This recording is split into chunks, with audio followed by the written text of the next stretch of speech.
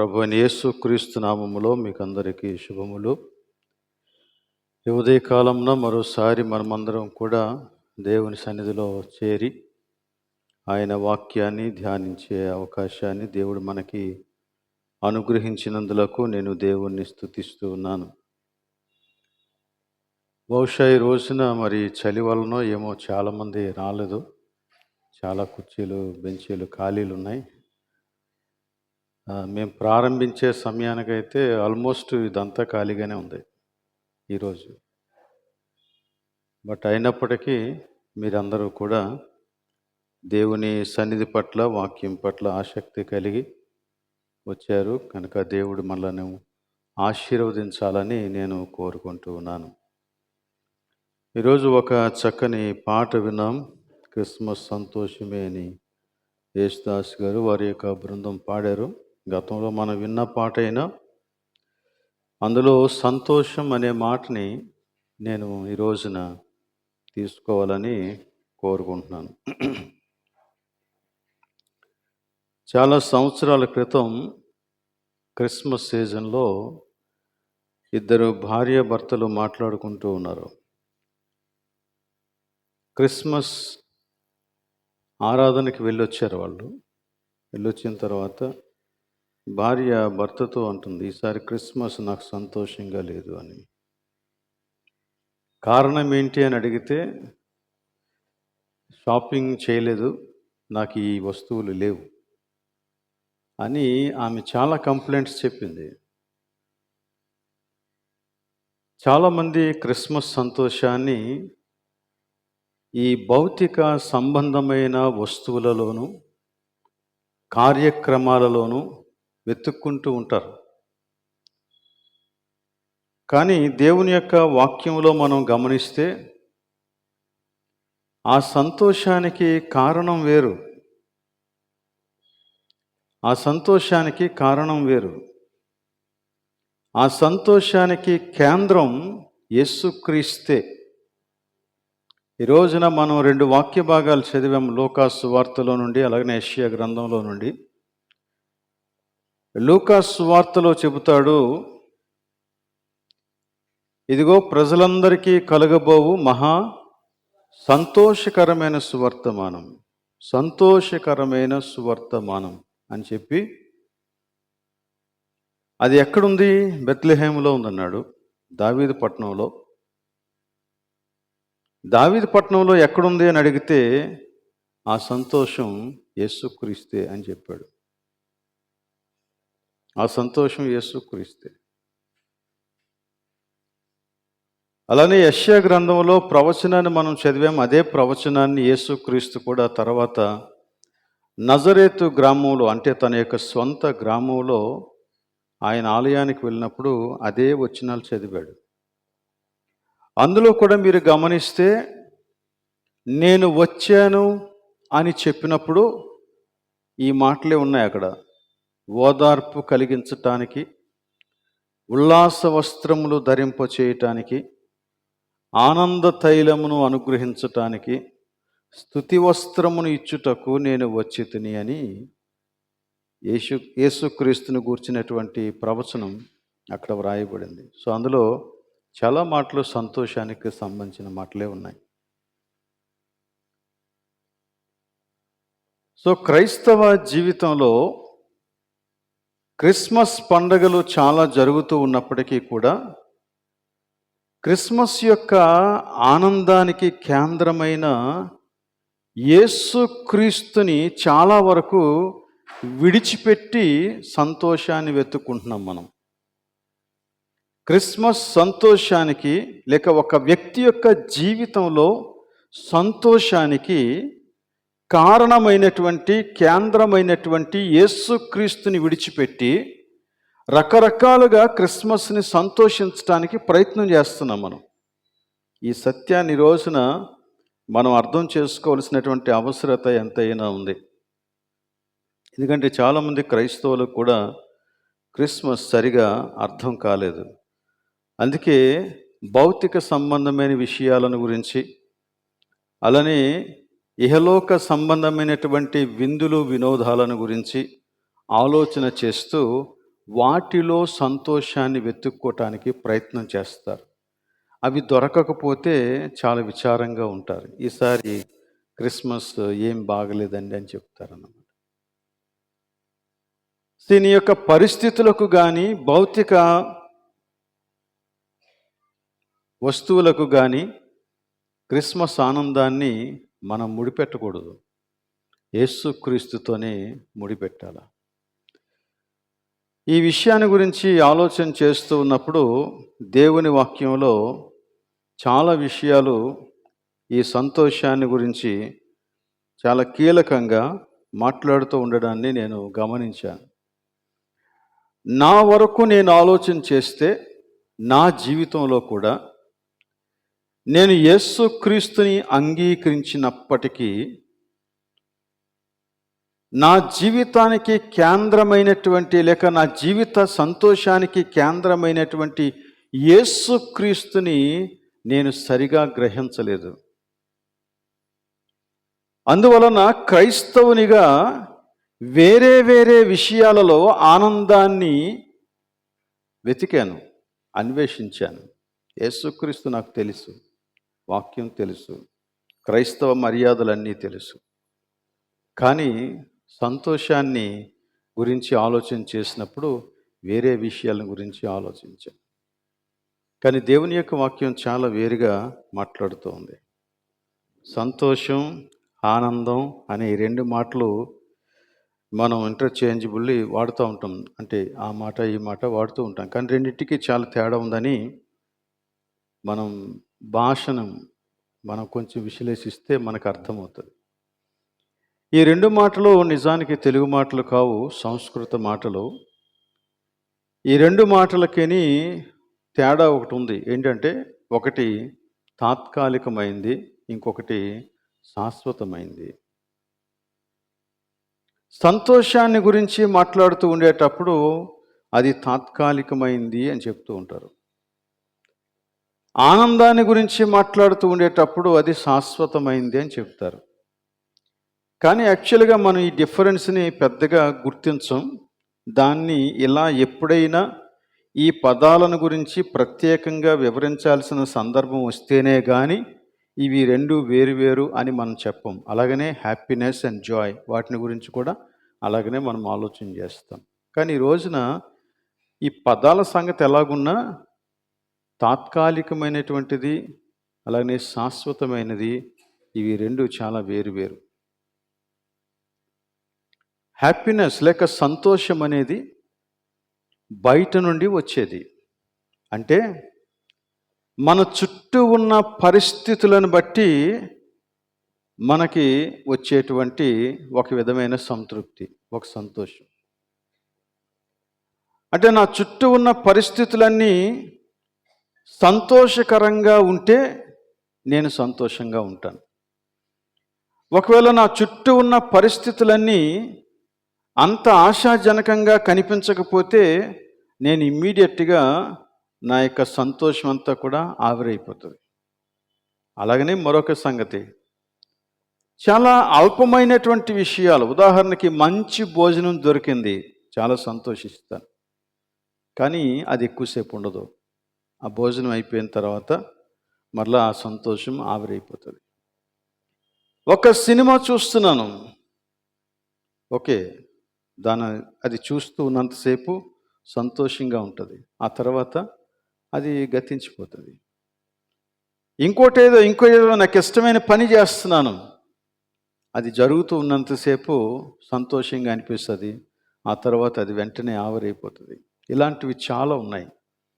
ఎవరైనా ఒక మంచి జోక్ వేశారు, సంతోషిస్తాను, నవ్వుతాను, కానీ అది కూడా త్వరలోనే ఆవిరైపోతుంది. అది సంతోషం. అది మన చుట్టూ ఉన్న పరిస్థితులను బట్టి మనకు వచ్చేది. కానీ ఆనందాన్ని గురించి మాట్లాడినప్పుడు అది మన యొక్క లోపల నుంచి, మన అంతరంగంలో నుండి వచ్చేటువంటి సంతోషం. అది పరిస్థితులకు సంబంధం లేనిది, లేక పరిస్థితుల యొక్క ప్రభావాన్ని బట్టి ఉండేది కాదు. అది మన యొక్క అంతరంగ స్థితిని తెలియజేసేటువంటిది అన్నమాట. మన యొక్క అంతరంగ స్థితిని తెలియజేసేటువంటిది. మన యొక్క అంతరంగంలో నుండి సంతోషం బయటికి రావడం అంటే ఏంటి అంటే, యేసుక్రీస్తు దీని గురించి చాలా చక్కగానే చెప్పాడు. మనం క్రిస్మస్ కథలో కూడా దీని గూర్చినటువంటి సంగతులు చాలా చూస్తాం. దూత జకర్యా ఎలిజబెత్తుల దగ్గరకు వచ్చాడు. వారితో మాట్లాడినప్పుడు వారు సంతోషంతో దేవుణ్ణి స్తుతించారు. దూత యోసేపు మరియల దగ్గరకు వచ్చాడు. వారితో క్రిస్మస్ని గురించి మాట్లాడినప్పుడు వారు సంతోషంతో దేవుణ్ణి స్తుతించారు. అలానే జ్ఞానులకు విషయం తెలుపబడింది. అక్కడ రాయబడిన మాట ఏంటంటే, వారు అత్యానంద భరితులైరి. గొల్లలకు విషయం తెలుపబడింది.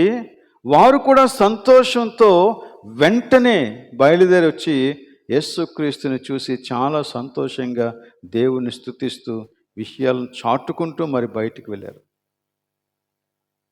వీరు మాత్రమే కాదు, ఇంకా సిమియోను ఉన్నాడు, అన్న ఉంది. వీరందరూ కూడా యేసుక్రీస్తుని చూసినప్పుడు చాలా సంతోషంతో నింపబడ్డారు.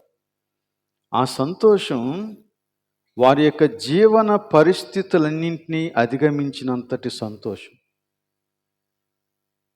నిజానికి ఆ దినాల్లో ఈరోజు జరుగుతూ ఉన్నట్టుగా క్రిస్మస్ జరగలేదు.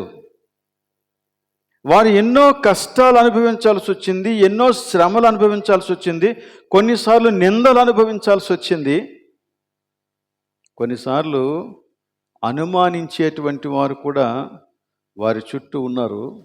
అయినప్పటికీ వాటన్నిటినీ అధిగమించినటువంటి ఒక సంతోషం వారి యొక్క హృదయాలలో గూడు కట్టుకుంది. అది చాలామందికి అర్థం కాలేదు, కానీ వారు సంతోషంగా యేసుక్రీస్తుని వారి యొక్క హృదయాలలో కలిగి ఆయనను సేవించినట్లుగా మనం చూస్తాం. ఈ సంతోషాన్ని గురించి ఈ రోజున మనం అర్థం చేసుకోవాల్సిన అవసరత ఎంతైనా ఉంది. కీర్తనాకారుడు కూడా చాలా చక్కగా చెప్పాడు. ఏం చెప్పాడంటే, రాజు నీ రక్షణను గురించి సంతోషిస్తున్నాడు, హర్షిస్తున్నాడు. రాజు దేవుణ్ణి బట్టి సంతోషిస్తున్నాడు. నిజానికి రాజు అంటే హీ ల్యాక్స్ నథింగ్. ఆయనకి ఏది కొదువు ఉండదు. ఆయన అతిశయించడానికి చాలా ఉంటాయి కారణాలు. తన దేశం, తన ప్రజలు, తన ఆస్థానంలో ఉన్నటువంటి గొప్ప గొప్పవారు, తన సింహాసనం, తన అధికారం, ఇవన్నీ కూడా తాను అతిశయించటానికి హేతువులే. కానీ వాటన్నింటికి మించి రాజు దేవుని యందు సంతోషిస్తున్నాడంట. ఈ సంతోషాన్ని గురించి బైబిల్ చాలా చక్కగా మాట్లాడుతూ ఉంది. కొందరు ఈ సంతోషాన్ని అనుభవించలేకపోయారు. వారు ఎంతవరకు వారి సంతోషాన్ని పరిమితం చేసుకున్నారంటే, కేవలం భూ సంబంధమైన వాటి వరకే వారి యొక్క సంతోషాన్ని పరిమితం చేసుకున్నారు. వారు యేసుక్రీస్తు దగ్గరికి వచ్చినప్పటికీ కూడా వారు వెతికింది యేసుక్రీస్తులో దొరికేటువంటి ఆనందాన్ని కాదు, కానీ వారి యొక్క స్వార్థపూరితమైన ఆశలను సంతృప్తి పరుచుకునేటువంటి ఆనందం కోసమే వారు ప్రయత్నం చేశారు. అందుకే ఒక రోజున యేసుక్రీస్తు వారికి యథార్థం చెప్పినప్పుడు చాలామంది ఆయన్ని వెంబడించిన వారిలో అనేక మంది వెనుతిరిగి వెళ్ళిపోయారు. ఈరోజు మనం ఆరాధనలో ఒక పాట పాడాం. అఫ్కోర్స్ ఆ పాట మంచిదే. ఆ పాట మీరు ఎందుకు పాడారని కానీ, ఆ పాట పాడడం తప్పని కానీ నేను చెప్పడం లేదు, కానీ బట్ ఆ పాటను గురించి నేను ఆలోచన చేస్తూ అందులో ఉన్న మాటలన్నీ చూస్తూ ఉంటే ఆయన చేసినటువంటి కార్యాలను వివరించినటువంటి పాట. అందులో ఒక్క మాటైన రక్షణను గురించి కానీ, యేసుక్రీస్తు మన రక్షణ కోసం చేసినటువంటి విషయం కానీ ఉంటుందేమో అని చూస్తే అదేమీ లేదు. కేవలం రొట్టె గురించి, అద్భుతాల గురించి, దురాత్మలు పోవటం గురించి, దాని గురించి మాత్రమే ఉంది. చాలాసార్లు యేసుక్రీస్తు దగ్గర దొరికేటువంటి వాటి కోసం ప్రాకులాడేటువంటి క్రైస్తవులంగా మారిపోతూ ఉంటాం. క్రీస్తుని వదిలేస్తాం. చాలామంది యేసుక్రీస్తుని వెంబడించిన వారు అలా యేసుక్రీస్తు దగ్గర దొరికే వాటి కోసం వచ్చారు, యేసుక్రీస్తుని వదిలేశారు. వారికి నిజమైన ఆనందం దొరకలేదు. అందులో మనం బాగా చెప్పుకోగలిగినటువంటి ఒక వ్యక్తి యోధ, మరో వ్యక్తి హేరోదు రాజు, ఇంకా ఇలాంటి వారు మరికొంతమంది ఉన్నారు. వారు యేసుక్రీస్తుని వ్యక్తిగతంగా దర్శించారు, యేసుక్రీస్తుతో మాట్లాడారు, యేసుక్రీస్తుతో కలిసి తిరిగారు. కానీ వారు వెతికినది మాత్రం యేసుక్రీస్తులో దొరికేటువంటి సంతోషాన్ని గురించి మాత్రం కాదు, లేక యేసుక్రీస్తుని గూర్చి కానే కాదు. ఆయన దగ్గర ఏం దొరుకుతుందా అని వారి స్వార్థాపేక్షల గురించి మాత్రమే ఆలోచించారన్నమాట. అదే సమయంలో యేసుక్రీస్తుని వ్యక్తిగతంగా కలిసినటువంటి వారు చాలామంది, లైక్ సమరయ స్త్రీ కానీ, లేక జక్కయ్య కానీ, ఇలాంటి వారు చాలామంది ఉన్నారు. వారందరూ కూడా యేసుక్రీస్తుతో మాట్లాడిన తర్వాత సంతోషంతో నింపబడ్డారు. వారు సంతోషంతో నింపబడ్డారు గనక వారి యొక్క జీవితాలు నిజంగానే ఆశీర్వాదకరంగా మారిపోయాయి. కానీ కేవలం ఆశీర్వాదం కొరకు మాత్రమే ఆలోచించినటువంటి వారు యేసుక్రీస్తునే పోగొట్టేసుకున్నారు. ఉదాహరణకి ఒక యవ్వనస్తుడు ఇచ్చాడు. ఆస్తి ఉంది, అంతస్తు ఉంది, అధికారం ఉంది, వయస్సు ఉంది, అన్నీ ఉన్నాయి. యేసుక్రీస్తు ఎదుట మోకాళ్ళుని నిత్య జీవం గురించి అడిగాడు కదా. అడిగినటువంటి ఆ వ్యక్తిని గురించి మనం ఆలోచన చేస్తే ఎంత విచారకరమైన ముగింపు. ఏదో దొరుకుద్ది అనుకున్నాడు. యేసుక్రీస్తు నన్ను వెంబడించు అంటే ఆ పని చేయలేక వెళ్ళిపోయాడు.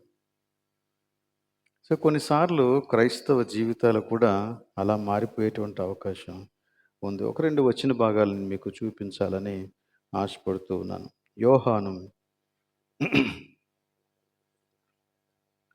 యోహాను సువార్తలో 15వ అధ్యాయంలో ఒక చక్కని మాట యేసుక్రీస్తు చెబుతున్నాడు తన శిష్యులతో. యోహాను సువార్త 15వ అధ్యాయం 11వ వచనం. మీ యందు నా సంతోషము ఉండవలెననియు మీ సంతోషము పరిపూర్ణము కావలెననియు ఈ సంగతులు మీతో చెప్పుచున్నాను. మీ యందు ఏమి ఉండాలి? నా సంతోషం. అంటే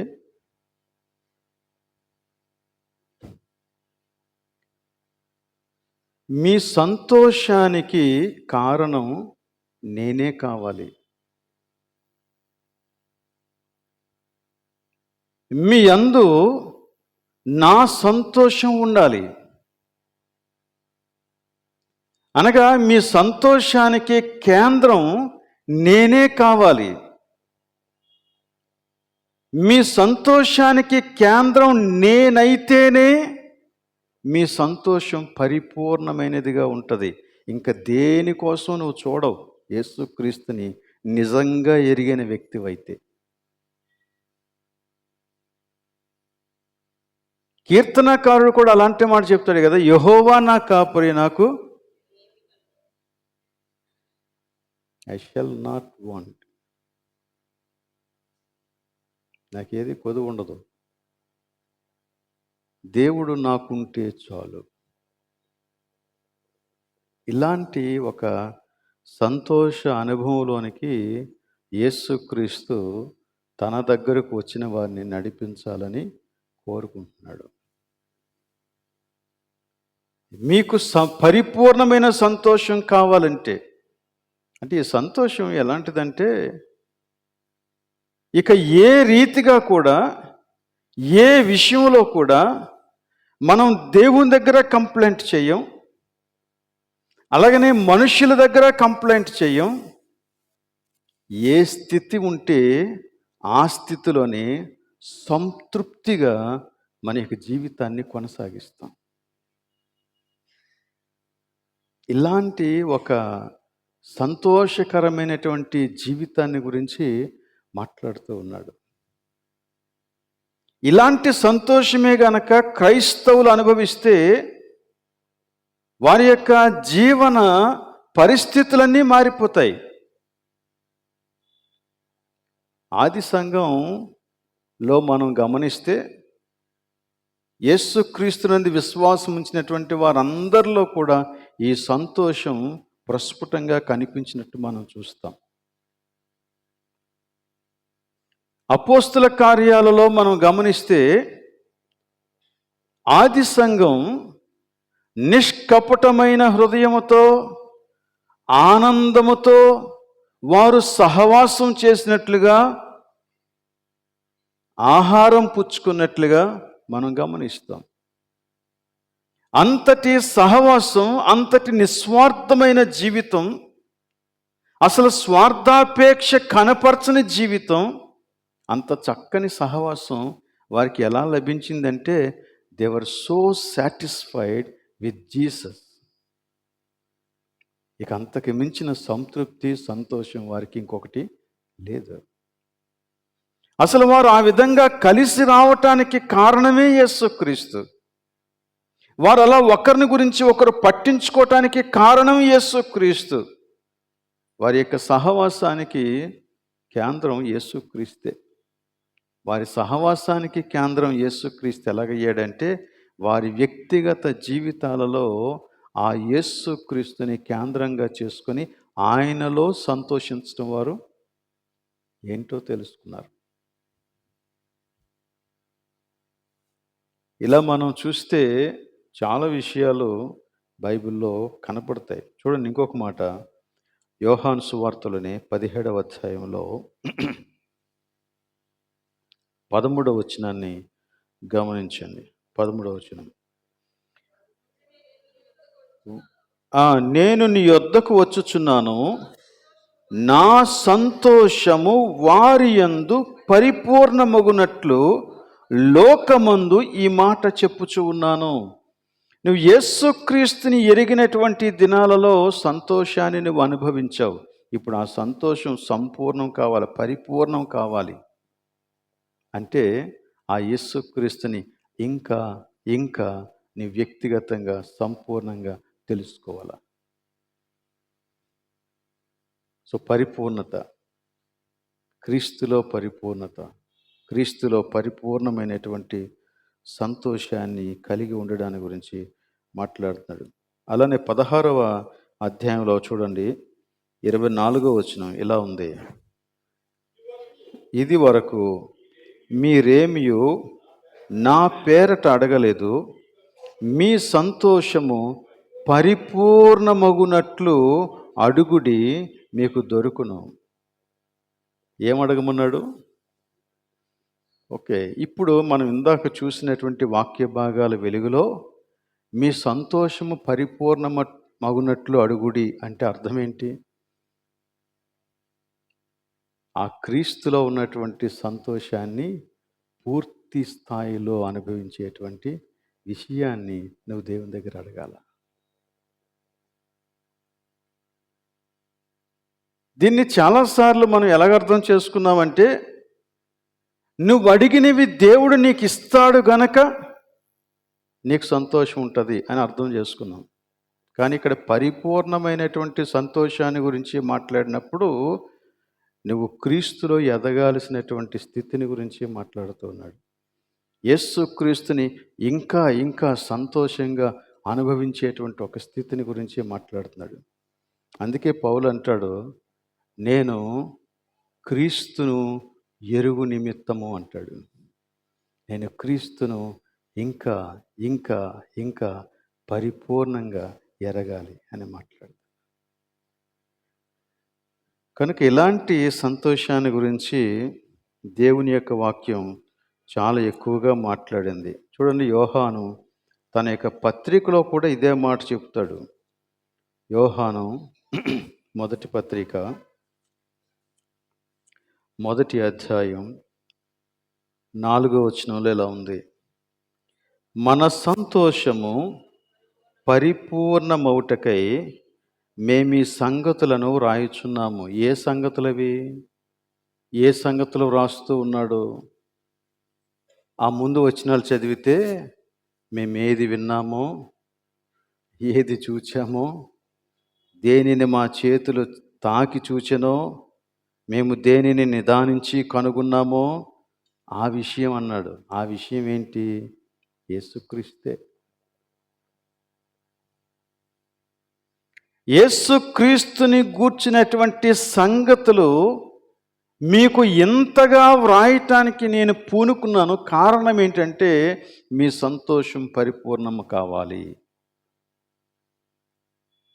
అనగా మనం యేసుక్రీస్తుని సంపూర్ణంగా అనుభవించగలగాలి. క్రీస్తులో ఉన్నటువంటి సంతోషం. చాలా విషయాలు మనల్ని డిస్కరేజ్ చేస్తాయి, కొన్ని దొంగిలిస్తాయి. మన సంతోషాన్ని దొంగిలించేటువంటి విషయాలు చాలా ఉన్నాయి. కనుక క్రీస్తులో ఉన్నటువంటి సంతోషాన్ని ఒకవేళ మనం నిజంగా కనుగొన్న వారమైతే అది దొంగిలించబడకుండా జాగ్రత్త పడటం చాలా అవసరం. దీని కొరకు నేను ఫిలిప్పీ పత్రికలోంచి కొన్ని విషయాలు మీకు చూపించి ముగిస్తాను. ఆల్మోస్ట్ ఫిలిప్పీ పత్రిక మొత్తం ఇదే విషయం గురించి మాట్లాడుతూ ఉంది. ఇందులో మనం ఆనందాన్ని గురించి చెప్పుకునేటువంటి మాట 4:4 ఎల్లప్పుడూ ప్రభువునందు ఆనందించుడి, మరలా చెప్పుదును ఆనందించుడి. ఇదే ఈ పత్రిక యావత్తు వ్రాయబడినటువంటి మాట. ఆనందాన్ని గురించి మాట్లాడాడు. అది క్రీస్తులో దొరికేటువంటి ఆనందాన్ని గురించి మాట్లాడాడు. ఫిలిప్పీలకు ఈ పత్రిక వ్రాసేటప్పుడు పౌలు అక్కడ ఉన్నటువంటి పరిస్థితిని బాగా ఎరిగినటువంటి వాడు. అసలు వారి యొక్క ఆధ్యాత్మిక జీవితంలో వారు ఎదుర్కొంటూ ఉన్నటువంటి స్ట్రగుల్ ఏంటో పౌలుకి బాగా తెలుసు. అందుకని వాటిని ఉద్దేశించి ఈ పత్రిక వ్రాస్తూ ఉన్నాడు. కొన్ని సంగతులు ప్రతి అధ్యాయంలోనే వ్రాశాడు. ఇదిగో ఈ సంగతులు మీ యొక్క సంతోషాన్ని దొంగిలిస్తున్నాయి, జాగ్రత్త అని రాశాడు. మొదటి అధ్యాయంలో మీకొచ్చే శ్రమలు, మీరు యేసుక్రీస్తు కొరకు జీవిస్తూ ఉండగా, దేవుని యొక్క పనిలో కొనసాగుతూ ఉండగా, లోకము వలన మీకు కలిగేటువంటి శ్రమలు మీ సంతోషాన్ని హరించి వేయవచ్చు, జాగ్రత్త అని మొట్టమొదట చెప్పాడు. చూడండి 12వ వచనం. సహోదరులారా, మొదటి అధ్యాయం 12వ వచనం. నాకు సంభవించినవి సువార్త మరి ఎక్కువగా ప్రబలమగుటకే సమకూడెనని మీరు తెలుసుకొని కోరుచున్నాను. ఏమి సంభవించాయి ఆయనకి? అప్పుడు యాక్చువల్గా ఈ పౌలు సంఖ్యలలో ఉన్నాడు. చెరసాలలో ఉన్నాడు. ఆయన సైనికునితో పాటు ఆ చైన్ ఒక వైపు పౌలుకి, ఇంకొక వైపు సైనికునికి కట్టి రోజు అలాగనే ఉంటున్నాడు పౌలు. సైనికులకి డ్యూటీ మారుతూ ఉంది, కానీ పౌలు యొక్క సంఖ్యలు మాత్రం మారడం లేదు. పౌలుకి సంఖ్యలు అలాగనే ఉన్నాయి. ఈ విషయం ఫిలిప్పీ సంఘంలో ఉన్నటువంటి వారు తెలుసుకొని చాలా డిస్కరేజ్ అయ్యారంట. అందుకని పౌలు వారికి ఏం రాశాడంటే, మొదటి నుంచి సువార్త విషయంలో నాతో పాటు నిలిచిన వారు మీరే. ఈ రోజున మీరు ఇంతగా నిరుత్సాహపడాల్సినటువంటి అవసరం లేదు. అసలు ఈ సంఖ్యలు ఎందుకు వచ్చాయో తెలుసా? సువార్త ఇంకా ప్రబలమవటానికే వచ్చాయి అన్నాడు. దానికి 2 ఉదాహరణలు చెప్పాడు. మొదటిది ఏంటంటే 13వ వచనం. ఎలాగనగా నా బంధకములు క్రీస్తు నిమిత్తమే కలిగినవని ప్రేతోర్యమను సేనలోని వారికందరికీ తక్కిన వారికందరికి స్పష్టమాయెను. అంటే నా సంఖ్యల వలన నేను ఏ చెరసాలలోనైతే ఉన్నానో, ఏ సైనికునితో నేను నా యొక్క సంఖ్యలు కట్టబడి ఉన్నాయో, అక్కడికి వచ్చినటువంటి ఈ సైనికులందరూ, ఆ సేనలో ఉన్నవారందరూ ఇదిగో యేసుక్రీస్తుని గూర్చి తెలుసుకునే విధంగా నేను అక్కడున్నాను. నా సంఖ్యల వలన జరిగినటువంటి గొప్ప సంగతి అది. ఆ సేనలో ఉన్న వాళ్ళందరూ యేసుక్రీస్తుని తెలుసుకున్నారు. రెండో విషయం కూడా చెప్పాడు 14వ వచనంలో, మరియు సహోదరులైన వారిలో ఎక్కువ మంది నా బంధకముల మూలముగా ప్రభువునందు స్థిర విశ్వాసము గలవారై నిర్భయముగా దేవుని వాక్యం బోధించుటకు మరి విశేష ధైర్యము తెచ్చుకునిరి. వారు ధైర్యపడ్డారంట పౌలు యొక్క సంఖ్యలను చూసినప్పుడు. అనగా పౌలు వారి ఎదుట ఒక మంచి మాదిరిని చూపించాడు. పౌలు సంఖ్యల చేత బంధించబడినప్పుడు ఆయన నీరసించిపోకుండా ప్రభువు కోసం బలంగా నిలబడ్డాడు. ఆ విధమైనటువంటి యాటిట్యూడ్ మిగిలినటువంటి వారికి అందరికీ బలాన్ని ఇచ్చింది. కాబట్టి జీవితంలో వచ్చేటువంటి శ్రమలు మీ సంతోషాన్ని దొంగిలించకుండా మీరు జాగ్రత్త పడండి అన్నాడు. ఎందుకంటే మీ శ్రమలలో మీరు బలంగా నిలబడితే 2 ప్రయోజనాలు ఉన్నాయన్నాడు. మొదటి ప్రయోజనం ఏంటంటే, అంతవరకు యేసుక్రీస్తు అంటే ఎవరో తెలియని వ్యక్తులు ఇప్పుడు యేసుక్రీస్తు అంటే ఎవరో తెలుసుకుంటారు. ఒకటి. రెండవది, నీవు బలంగా శ్రమల మధ్య నడుచుకోవటం వలన నీ తర్వాత వచ్చేటువంటి వారు కూడా శ్రమలకు భయపడకుండా బలంగా ప్రభు కోసం నిలబడతారు. ఈ 2 ప్రయోజనాలు ఉన్నాయన్నాడు. అఫ్కోర్స్ అపవాది వాటిని వేరే వేరే రీతులుగా మళ్ళిస్తాడు, నిందాపూర్వకంగా మార్చేస్తాడు. మన జీవితంలో శ్రమ వస్తే దానిని మన మీదకి నిందలాగా తీసుకొస్తాడు. ఇక్కడ అదే జరిగింది.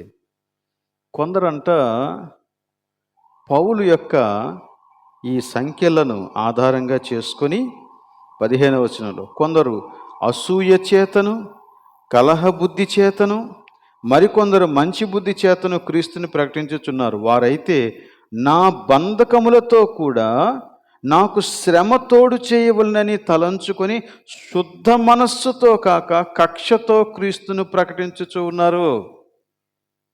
వాళ్ళు ఏమంటున్నారంటే, పౌలు నిజంగా దేవునికి ఇష్టమైన వాడైతే పౌలుకి సంఖ్యలు ఎందుకు వస్తాయి?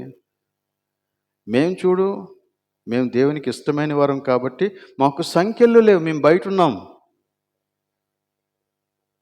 అని పౌలు మీదకి నింద తీసుకొచ్చి తద్వారా వారు సొమ్ము చేసుకోవటానికి, వారి యొక్క పేరుని గొప్ప చేసుకోవటానికి వారు ప్రయత్నం చేస్తూ ఈ పౌలుని నిందిస్తూ ఉన్నారంట. ఇది శుద్ధ మనస్సు కాదు అన్నాడు. కొన్నిసార్లు మన జీవితంలో శ్రమలు వచ్చినప్పుడు ఇలాంటి పరిస్థితులే జరుగుతాయి. ఎవరినో అపవాది ప్రేరేపించి మన మీదకి నింద తీసుకొస్తాడు. నిజంగా వీరు దేవునికి ఇష్టమైన వారైతే, దేవుడి వీరు పక్షంగా ఉన్నట్లయితే వారికి ఎందుకు జీవితంలో ఇలాంటి పరిస్థితులు ఏర్పడతాయి అని నింద తీసుకొస్తాడు. కానీ నువ్వు భయపడాల్సిన పని లేదు. దేవుని ఉద్దేశం వేరు. అందుకనే క్రీస్తు నీ సంతోషమైతే ఆ సంతోషం ఆవిరైపోకుండా చూసుకోవాల్సిన బాధ్యత నీ మీద ఉంది. నీ జీవితంలోనికి ఒకవేళ కష్టం వచ్చినా అందులో దేవుని యొక్క ఉద్దేశం ఒకటి ఉంది. పౌలు తన జీవితంలో దేవుని యొక్క ఉద్దేశం ఏంటో ఖచ్చితంగా ఎరిగినవాడు కాబట్టి ఆ శ్రమలోనూ సంఖ్యల మధ్య కూడా ప్రభు కోసం ధైర్యంగా నిలబడ్డాడు. తర్వాత మనం ఇంకా గమనిస్తే 2వ అధ్యాయంలో మరో సంగతి చెప్పాడు. మీలో ఉన్న సంతోషం ఆవిరైపోవటానికి మరో కారణం ఉంది అన్నాడు. ఏంటి ఆ కారణం అంటే, మీ మధ్య ఒకరంటే ఒకరికి పడటం లేదు అన్నాడు. 2వ అధ్యాయం అంతా మీరు చదివితే అదే ఉంటుంది. మీ మధ్య ఉన్నటువంటి మిస్అండర్స్టాండింగ్స్, మీ మధ్య ఉన్నటువంటి విరోధ భావం, మీ మధ్య ఉన్నటువంటి వేరుపాటు భావం, వీటి వలన ఏం జరుగుతుందంటే మీలో క్రీస్తు కలిగించినటువంటి సంతోషం ఆవిరైపోతుంది. వాక్యం విన్నంతసేపు, సహవాసంలో ఉన్నంతసేపు, చాలయంలో ఉన్నంతసేపు ఎంతో బాగుంటుంది. కానీ మనం ఒకరికి ఒకరు ఎదురొచ్చేటప్పుడు మన సంతోషం ఆవిరైపోతుంది. కారణం ఏంటంటే, నేనంటే నీకిష్టం లేదు, నువ్వంటే నాకిష్టం లేదు. నేను చెప్పింది నీకు నచ్చదు, నువ్వు చెప్పింది నాకు నచ్చదు. నీ విధానాలు నాకు నచ్చవు, నా విధానాలు నీకు నచ్చవు. దానివల్ల ఏం జరుగుతుందంటే మన మధ్య అగాధం ఏర్పడుతుంది. దానివలన క్రీస్తులో ఉన్నటువంటి సంతోషాన్ని దాని యొక్క పూర్తి స్థాయిలో అనుభవించలేకపోతున్నాం. అందుకే ఈ మాట చెప్పాడు చూడండి. 2వ అధ్యాయం 1వ వచనం చదువుతున్నాను.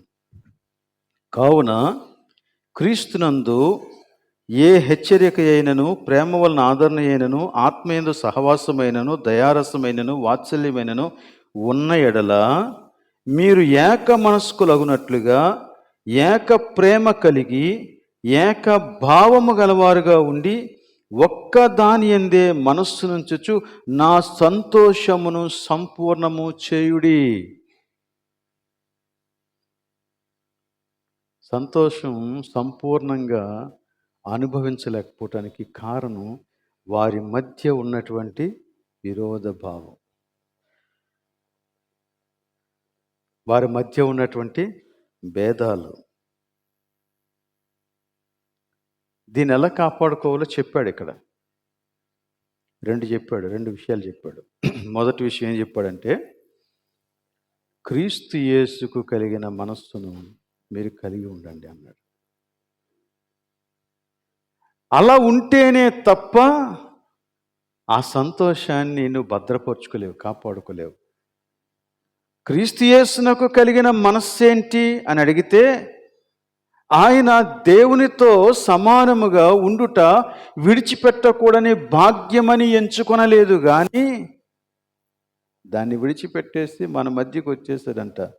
మనుష్య రూపంలోనికి వచ్చేసాడంట. దాసుని స్వరూపాన్ని ధరించుకున్నాడంట. మరణం పొందినంతగా, అనగా శిలువ మరణం పొందినంతగా తను తాను తగ్గించుకొని.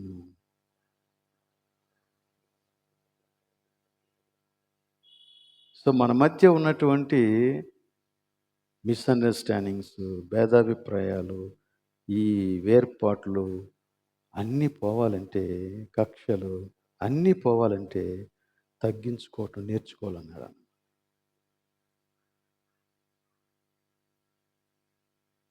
నేను తగ్గకూడదు, నువ్వు తగ్గకూడదు అనుకుంటే ఎప్పటికీ సమాధానం రాదు. మనం తగ్గాల.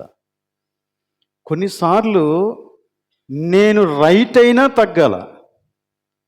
నేనే రైట్, నా ఆలోచన రైట్, నాకు బాగా తెలుసు, నువ్వే తప్పు, అయినా నేను తగ్గాల.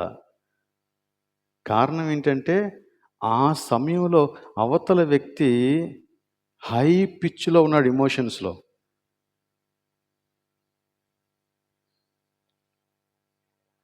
నాకు వచ్చేస్తుంది హై పిచ్లో ఎమోషన్. అప్పుడు ఏం జరుగుతుంది? యుద్ధమే జరుగుతుంది. కనుక దేవుని యొక్క నీతిని కాపాడడం కోసం, యేసుక్రీస్తులో మనం పొందుకున్న సంతోషం ఆవిరైపోకుండా ఉండడం కోసం మనము తగ్గి మాట్లాడుకోవాలన్నమాట. అవసరమైతే ఆ సమయానికి నిష్క్రమించి ఇంకొకసారి మాట్లాడు. ఎందుకంటే ఇక్కడ ఎవరు వాదములో నెగ్గారు అనే దానికంటే మనమందరం కలిసి దేవుణ్ణి మహిమపరచాలి అనే విషయమే పెద్దది కావాలి. అదే పెద్దది కావాలి.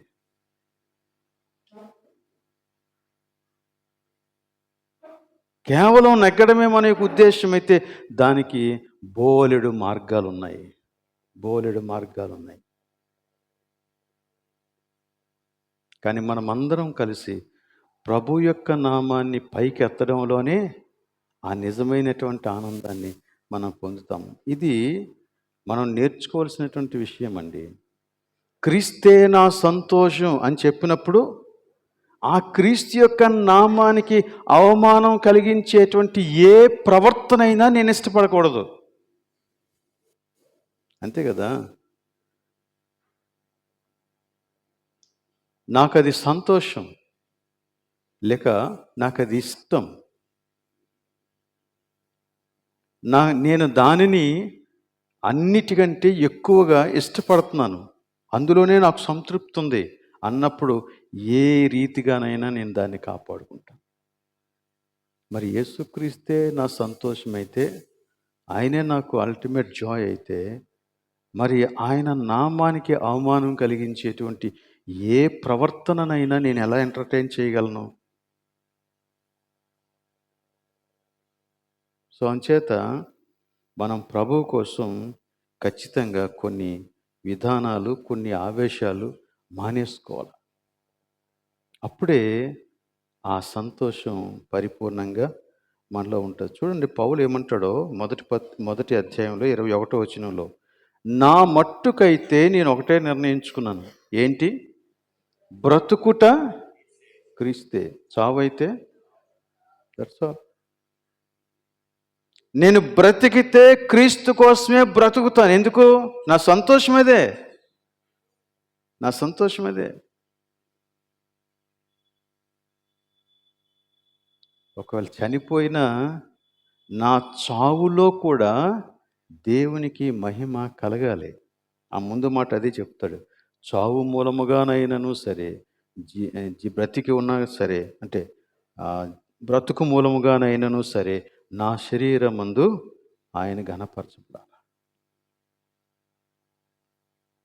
దీనికోసం నేను కంప్లీట్గా నా బ్రతుకుని, నా శరీరాన్ని, నా జీవాన్ని, అన్నింటినీ అంకితం చేసేసాను. ద హయ్యెస్ట్ జాయ్ నా జీవితంలో యేసుక్రీస్తే. సో ఆయన మహిమ కోసం నేను ఏమైనా చేస్తాను. తగ్గిపోతాను, ఓడిపోతాను, ఈవెన్ చనిపోతాను. కానీ ఆయన నామం మహింపరచబడాలి. అదొకటే నాకు కావాలి. సో అది కోరాడను. సో క్రీస్తు యేసునకు కలిగిన మనస్సును కలిగి ఉండటం వలన ఆ సంతోషాన్ని మనం కాపాడుకుంటాం. ఇంకొక మాట చెప్పాడు, ఇలా మనం ఒకరితో ఒకరం కలిసి ఉంటే లోకం ఎదుట మనం ఎలా ఉంటామో చెప్పాడండి 16వ వచనంలో. ఆ ముందు ఈ లోకం ఎలా ఉంటుందో చెప్పి, అట్టి జనము మధ్య మీరు జీవవాక్యమును చేత పట్టుకొని లోకమందు జ్యోతుల వలె కనబడుచున్నారు, అందువలన నేను వ్యర్థముగా పరిగెత్తలేదని, నేను పడిన కష్టము నిష్ప్రయోజనము కాలేదని క్రీస్తు దినమున నాకు అతిశయ కారణము కలుగును.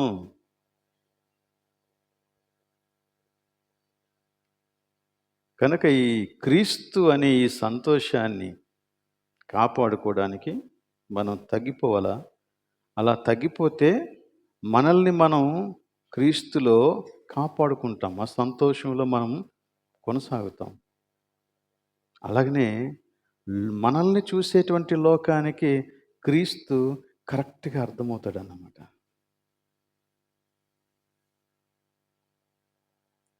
అలా కాకుండా కొన్నిసార్లు క్రిస్మస్ కండక్ట్ చేసి క్రిస్మస్ పేరున కూడా కొట్టుకుంటాం. క్రిస్మస్ పేరున కూడా లోకం ఎదుట హేళనగా మిగిలిపోతాం. అది జరగకూడదు. అది జరగకూడదు. అదే ఇక్కడ ఫిలిప్పీ పత్రికలో చెబుతున్నాడు. ఆ తర్వాత మనం 3వ అధ్యాయంలోనికి వస్తే ఇంకా చాలా విషయాలు ఉన్నాయి, మీరు తర్వాత చదువుకోండి. 3వ అధ్యాయంలోనికి వస్తే అక్కడ మన సంతోషాన్ని హరించి వేసే మరి ఒక శోధన ఉంది. ఏంటి ఆ శోధన? ఏంటంటే కుక్కలంట. కుక్కల విషయమై జాగ్రత్తగా ఉండుడి. ఎవరిని గురించి మాట్లాడుతున్నాడు? దుష్టులైన పనివారి విషయమై జాగ్రత్తగా ఉండుడి. అంటే వీరు అబద్ధ బోధకులు, అబద్ధాలను బోధించేవారు, స్వలాభం కోసం అబద్ధాలను నేర్పించేవారు. వీరు కేవలం శరీర సంబంధంగా లోకానుసారంగా మాత్రమే జీవిస్తారు. వీరికి లౌక్యం బాగా తెలుసు. అందుచేత వారి యొక్క స్వార్థాన్ని సంతృప్తి పరుచుకోవటం కోసం ఎవరికి ఏ మాట చెప్పాలో ఆ మాట చెప్తారు అంతే. నిన్ను విశ్వాసంలోనికి తొలగించడానికి కూడా వారు వెనుకాడరు. అలాంటి వారితో చెలిమి చేస్తే మన సంతోషం ఆవిరైపోయే ప్రమాదం ఉంది. దానికి నేనేం చేయాలి అంటే, మొట్టమొదట పౌలు తనను తానే ఒక ఎగ్జాంపుల్గా చూపించాడు. 4వ వచనంలో, కావలియునంటే నేను శరీరమును ఆస్పదము చేసుకొనవచ్చును, మరి ఎవడైనను శరీరమును ఆస్పదము చేసుకొనదలచిన యెడల నేను మరి ఎక్కువగా చేసుకొనవచ్చును.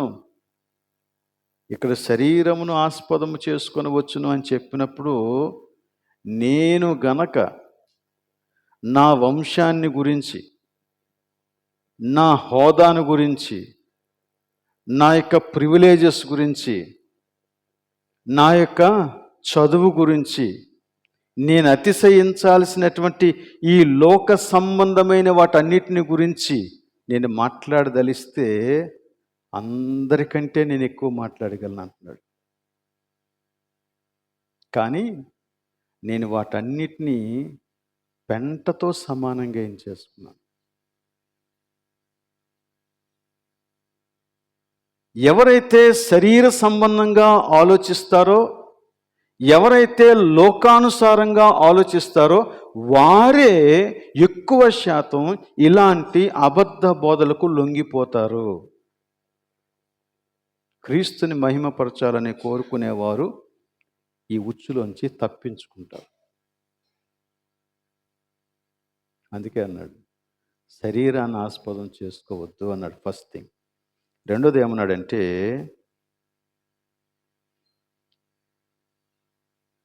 13వ వచనం, సహోదరులారా, నేను ఇదివరకే పట్టుకొని ఉన్నానని తలంచుకొనును, అయితే ఒకటి చేస్తున్నాను, వెనుక ఉన్నవి మరచి ముందున్న వాటి కొరకై వేగిరపడుచు క్రీస్తు యేసునందు దేవుని ఉన్నతమైన పిలుపునకు కలుగు బహుమానమును పొందవలనని గురి యొద్దకే పరిగెడుతున్నాను. అంటే నా దృష్టిని నేను ఎక్కడ నిలపాలో అది నాకు తెలుసు. యేసుక్రీస్తు నా సంతోషం. నా దృష్టిని నేను అక్కడ నిలుపుతున్నాను. నా లక్ష్యం ఏంటో, నేను చేరవలసిన స్థానం ఏంటో, యేసుక్రీస్తులో నాకున్న బహుమానం ఏంటో దాని మీద నేను దృష్టిని నిలిపాను. కాబట్టి ఇహలోక సంబంధమైన శరీరానుసారమైనటువంటి వాటి మీద నేను దృష్టిని నిలపటం లేదు అన్నాడు. అవి వదిలేశాను. ఎలా వదిలేశానంటే, ఎంత నీచమైనవిగా వదిలేశానంటే పెంటతో సమానంగా వదిలేశాను అన్నాడు. పెంటతో సమానంగా. వీటిని జీవితంలో గౌరవించేవాడు, ఆరాధించేవాడు, పాటించేవాడు యేసుక్రీస్తులో ఉన్న సంతోషాన్ని ఇంకా సంపూర్ణంగా ఎరగనవాడనే చెప్పాలి. ఎరిగినవాడైతే వాటన్నిటినీ కూడా వదిలేస్తాడు. వదిలేసి ముందున్న వాటి మీద ఆయన దృష్టి పెడతాడు. ఓకే, ఇంకా ముందు కూడా చాలా విషయాలు ఉన్నాయి. మీరు ఇంటికి వెళ్ళిన తర్వాత మరలా చదవండి. ఇక చివరిగా 4వ అధ్యాయంలో మరో సంగతి చెప్పాడు. ఒకసారి కొంచెం దాన్ని సమ్మరైజ్ చేస్తూ పర్టికులర్గా ఒక ఇద్దరు వ్యక్తులను పేరెత్తి మాట్లాడి మీరు సమాధాన పడండి అని చెప్పి మిగిలిన సంఘానికి వారికి సహాయం చేయమని చెప్పి ఆ తర్వాత మరికొన్ని సంగతులు మాట్లాడాడు. చింతలు చింతలు మొదటి అధ్యాయంలో వచ్చినటువంటి శ్రమలు నువ్వు క్రీస్తు కొరకు జీవిస్తూ ఉండగా వచ్చినటువంటి శ్రమలు. బట్ ఇప్పుడు 4వ అధ్యాయంలో మాట్లాడుతూ ఉన్నది చింత. 6వ వచనంలో దేనిని గూర్చియు చింతపడకుడి గాని ప్రతి విషయంలో ప్రార్థన విజ్ఞాపనముల చేత కృతజ్ఞతాపూర్వకంగా మీ విన్నపములు దేవునికి తెలియజేయుడి. అప్పుడు సమస్త జ్ఞానమునకు మించిన దేవుని సమాధానము యేసుక్రీస్తు వలన మీ హృదయములకు మీ తలంపులకు కావలి ఉండును. అంటే మీ జీవితంలో ఏది కూడా నిన్ను చింతించేలాగా చేయకూడదు. నిన్ను వర్రీనెస్లోనికి నడిపించకూడదు. వర్రీ అయిపోకూడదు. ప్రభువు సమీపంగా ఉన్నాడు. కాబట్టి మన యొక్క చింతలన్నీ కూడా ఆయనకి కృతజ్ఞతాపూర్వకంగా చెప్పాలంట. No complaint, కృతజ్ఞతాపూర్వకంగా. ఎందుకంటే ప్రభువే తీర్చేవాడు. ప్రభువే తీర్చేవాడు.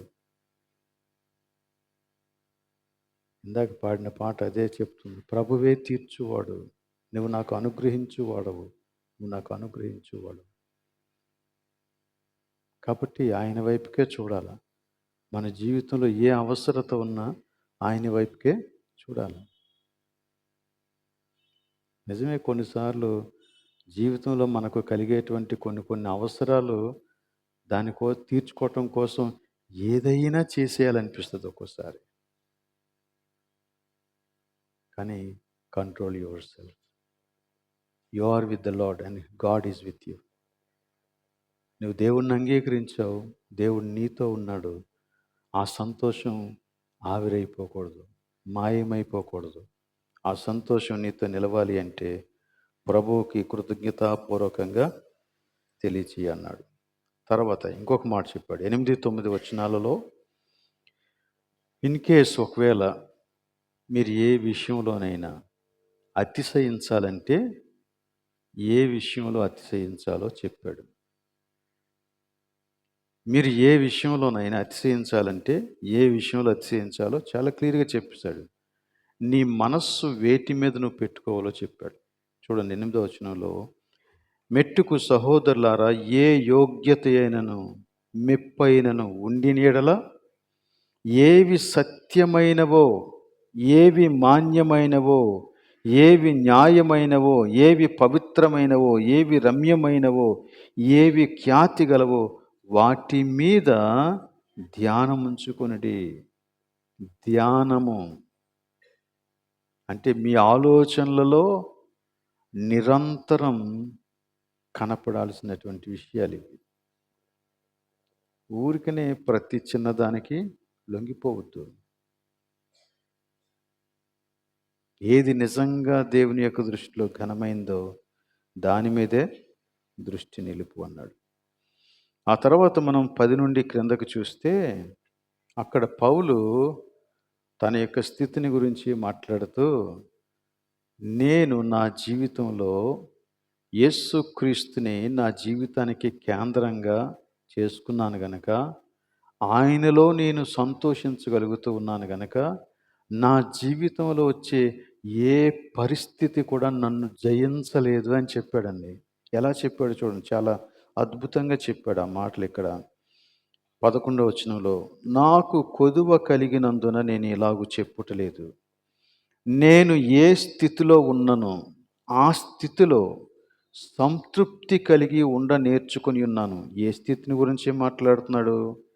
దీన స్థితిలో ఉండనెరుగుదును, సంపన్న స్థితిలో ఉండనెరుగుదును, ప్రతి విషయములో అన్ని కార్యములలో కడుపు నిండి ఉండుటకు, ఆకలి గొని ఉండుటకు, సమృద్ధి కలిగి ఉండుటకు, లేమిలో ఉండుటకు నేను నేర్చుకున్నాను అంటున్నాడు.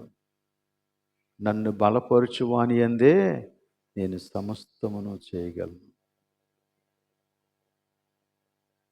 నేను ఆకలినైనా సహిస్తాను కానీ క్రీస్తుని వదులుకోను. ఒకవేళ నాకు సమృద్ధి అయిన ఆహారం దొరికినంత మాత్రాన నేను ఆహారానికి కట్టుబడిపోను, దేవునికే కట్టుబడతాను. అంటే నాకు అన్ని రకాలైన సుఖ సౌఖ్యాలు ఉన్నా, ఏది లేకపోయినా ఐల్ బి హ్యాపీ అంట. ఎందుకంటే నా సంతృప్తి, నా సంతోషం లోకంలో నుండి వచ్చేది కాదు, క్రీస్తులో నుండి వచ్చేది. క్రీస్తులో నుండి వచ్చేది. క్రీస్తులో నుండి వచ్చేటువంటి సంతృప్తి కలిగిన వాడు ఏ పరిస్థితిలోని చలించడు. అలానే ఇంకొకరికి ఉందని అసూయ చెందడు, తనకు లేదని చింతపడడు, ఏ పరిస్థితినైనా అంగీకరించి ప్రభువు కోసం చక్కగా జీవిస్తాడు. ఈ రోజున ఈ క్రిస్మస్ సందర్భంగా ఇలాంటి క్రీస్తు నీ జీవితానికి కేంద్రమేనా? నిజంగా ఆయనేనా నీ సంతోషానికి కారణం? లేదా ఇంకా ఏవైనా కొదువలు నీ జీవితాన్ని వేధిస్తున్నాయా? నీ హృదయాన్ని వేధిస్తున్నాయా? నీ ఆలోచనలను తప్పు మార్గంలో నడిపిస్తున్నాయా? జాగ్రత్త. క్రీస్తుని ఆధారం చేసుకో. నీవెప్పటికీ దేవుని దృష్టిలో నీచుడవు కావు. దేవుని దృష్టిలో నువ్వు విలువైన వాడవి. నువ్వు విలువైన వాడివి కాబట్టే ఆయన మన దగ్గరకు వచ్చాడు. నువ్వు విలువైన వాడివి కాబట్టే ఆయన తన ప్రాణాన్నే నీ కోసం సమర్పించాడు.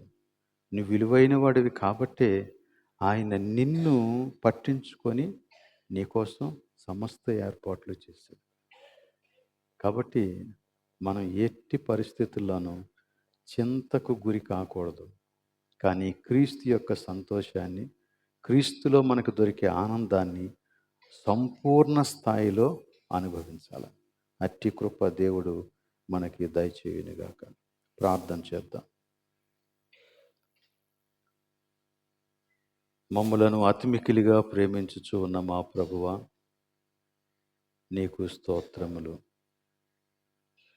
అవును నాయనా, మేము ఈ లోకంలో దొరికే తాత్కాలిక ఆనందం వెంబడి పరుగులెత్తక శాశ్వతమైన, నిత్యమైన, సంపూర్ణమైన, సంతృప్తితో నిండిన సంతోషాన్నిచ్చే నీ వెంబడి వెళ్ళటానికి మాకు సహాయం దయచేయండి. మమ్మల్ని కనికరించండి. ఇదిగో నాయన, ఈ చోట సంఘమంతటిని మీరు దీవించండి. మాలో ఎవరైనా ఎట్టి శ్రమలలో కానీ, ఏ విధమైన శరీర సంబంధమైన అతిశయంలో కానీ, లేక చింతలో కానీ ఒకవేళ పట్టుబడి ఉంటే దేవా, ఆ ఉచ్చులో నుండి తప్పించుమని ప్రార్థన చేస్తూ ఉన్నాం.